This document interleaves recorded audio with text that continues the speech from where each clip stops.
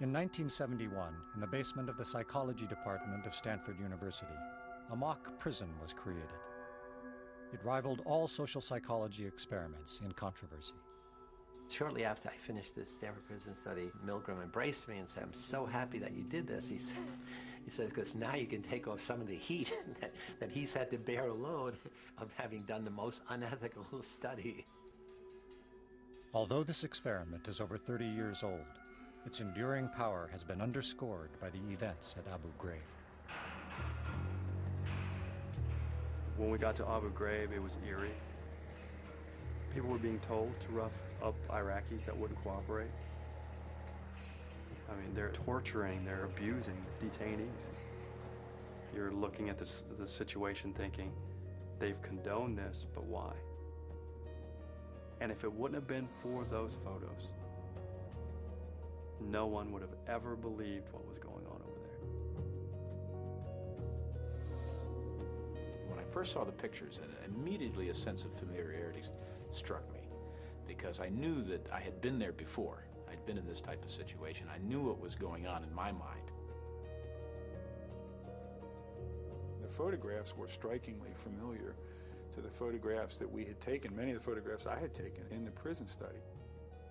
We didn't do any of the stuff that you see in Abu Ghraib where they, get into a big pile or something like that, but I certainly subjected them to all kinds of humiliations. I don't know where I would have stopped myself. Given enough time, we could have got there. When the images of the abuse and torture in Abu Ghraib were revealed, immediately the military went on the defensive, saying, it's a few bad apples. When we see somebody doing bad things, we assume they're bad people to begin with. But what we know in our study is there are a set of social psychological variables that can make ordinary people do things they never could imagine doing.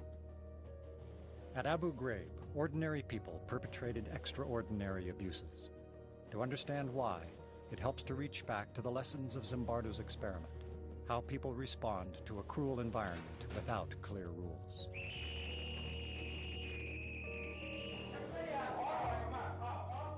I think he and everybody else who came down into that situation got caught up into that situation. And the sense that this was an experiment, that began to fade away. It became just life. We frankly didn't anticipate what was going to happen. We tried to really test the power of the environment to change and transform otherwise normal people, much as Milgram had changed or transformed otherwise normal people in an obedience situation. We wanted to do it in a prison-like situation. Over 70 men volunteered for Zimbardo's experiment. And they completed a battery of psychological tests. We picked 24 who were the most normal and most healthy. Half are going to be guards, half are going to be prisoners. And it's like flipping a coin, and heads, this one's a guard, this one's a prisoner. So at the beginning, there's no difference in the kinds of people who are in your two groups. When we were given our jobs as guards, we were issued a uniform, which was a plain sort of khaki or lighter colored uniform. And then we gave them the symbols of power, handcuffs, a whistle, a big billy club. And then the other thing we gave them were silver reflecting sunglasses. When you have mirror sunglasses on, then nobody can see your eyeballs. I think that anytime you put on what essentially is a mask, and you mask your identity, then it allows you to behave in ways that you would not behave if you didn't have the mask on. To make it more realistic, I had arranged with this Palo Alto Police Department to make mock arrests.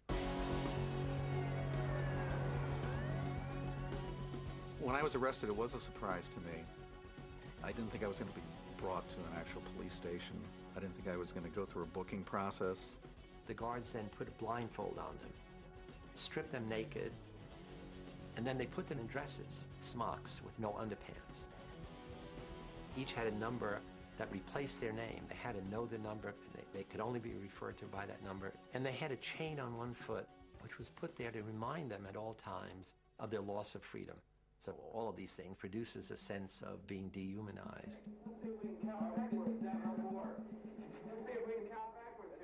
On the first day, I said, this is not going to work. I mean, the guards felt awkward giving orders, and they'd say, okay, line up, repeat your numbers, and the prisoners start giggling.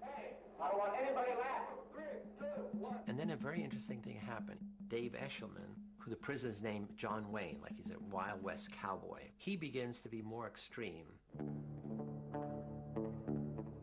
I decided that I would become the worst, most intimidating, cruel prison guard that I could possibly be. I see in the future that you do work when you're told. And say it again. Say bless you, correction officer.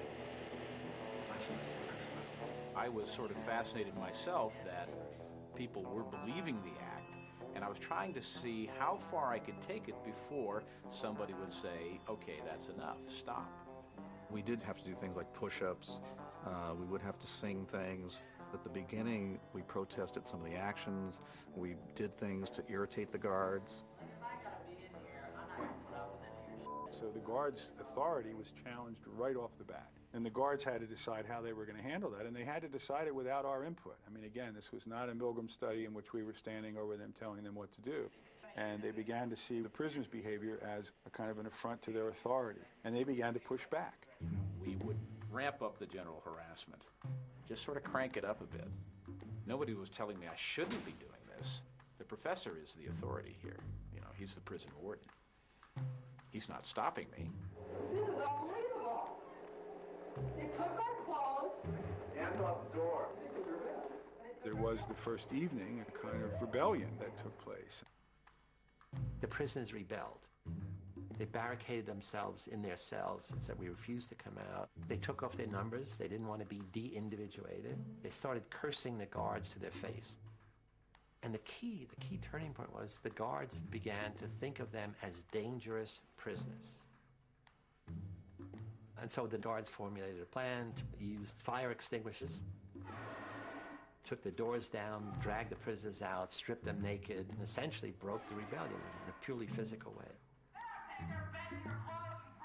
From that point on, the study was as remarkable a series of events as I've ever seen. This is unbelievable. On the second day of Zimbardo's Stanford Prison Experiment, the guards quashed the prisoner rebellion. They punished them by putting them in solitary confinement, which was a small closet. You could squat or stand, but you couldn't sit, and it was dark and dank, actually. Every hour, every day, there's a teeny little bit more of an increment. And they're stepping up, taunting the prisoners. They're stepping up. The count's not letting them sleep. They're stepping up.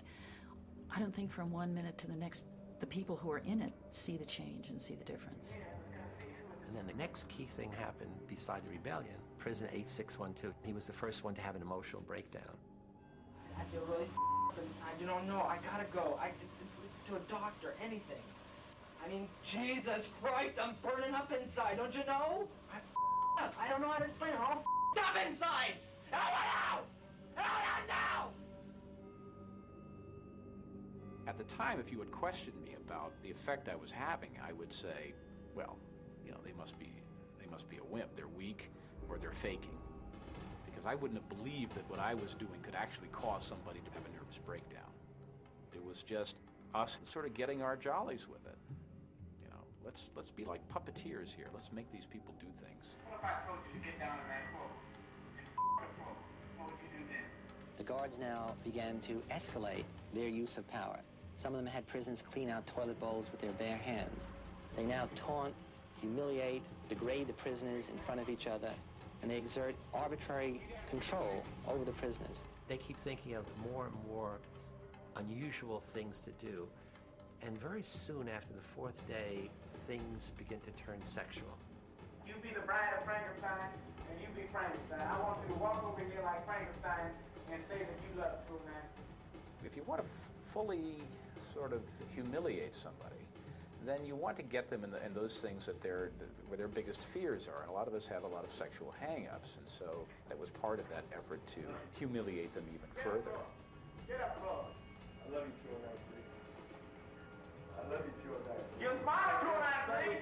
You get down here and do 10 push-ups. every day after that, another prisoner broke down in a similar way, extreme stress reaction. We released another one on a Tuesday, Wednesday, Thursday. Nobody who was in that study could deny that the prisoner breakdowns were genuine. They were scary to see. They were upsetting to us. They were unexpected, but they were very clearly the real thing. Something was happening that we were no longer in control of. On the 5th day of the study, Zimbardo invited his girlfriend, recent psychology graduate Christina Maslach, to visit the mock prison. I had heard bits and pieces from Phil about what was going on. And then when I was down there that evening, it really was kind of a wow. The thing that really got to me was when some of the guards took the prisoners down the hall to the men's room. She looks out and sees a line of prisoners with paper bags over their heads, each one holding the other one's shoulder. And they're leading them down the hall. And Phil comes over and look, my God, look at that. And I looked up and something about it just, again, it was the dehumanizing, demeaning kind of treatment. I couldn't watch it. And she said, it's terrible what you're doing to those boys. And she got tears in her eyes. I said, what? And she runs out. And I'm furious. I'm saying, look, this is, I run outside, we have this big argument. I'm saying, look, this is dynamics of human behavior. Look, it's fascinating, the power of the situation. So I'm giving her all the psychological basis, and what kind of psychologist are you? You don't appreciate this. And she said, I don't understand. You're a stranger to me. I don't understand this. How could you not see what I see? I mean, you're a caring, compassionate person. I know you from all these other things. Something's gone wrong here. And then the next thing she said, which had an equally big impact, is, I'm not sure I want to, have anything to do with you if this is the real you. And that was like a slap in the face, because what she was saying is, you've changed. The power of the situation has transformed you from the person I thought I knew to this person that I don't know. And at that moment I said, wow, you're right. We got to end it. After only 6 days, Dr. Zimbardo shut down his experiment. What makes this study interesting, and what makes the Milgram study interesting, it's really about the transformation of human character. Zimbardo decided to cut short his experiment due to the growing hostility of many of the guards. People can be seduced into doing things they never thought they could. There are interesting parallels that are coming up now with Abu Ghraib.